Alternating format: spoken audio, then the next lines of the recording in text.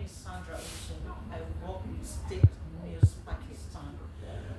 This is my bar. Here is where I make my ends meet.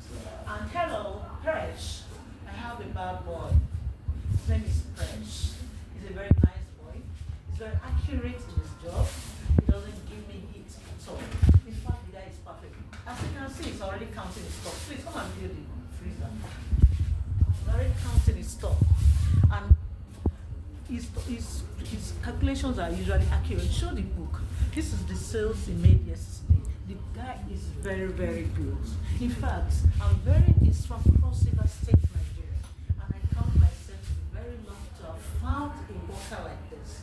And you know, in this country, look at this environment, this is so bad. And you know, in this my country, we have a lot of unfaithful persons and untrustworthy persons. But to my greatest surprise, when I found him, he's been trustworthy, he's a nice boy. I've tried working with different persons and I couldn't get the best out of them. But right now, he's a blessing. God has blessed me with him. In fact, I'm getting the best out of him. Now, I'm going on a trip now. My flight is by 12 noon today. You understand?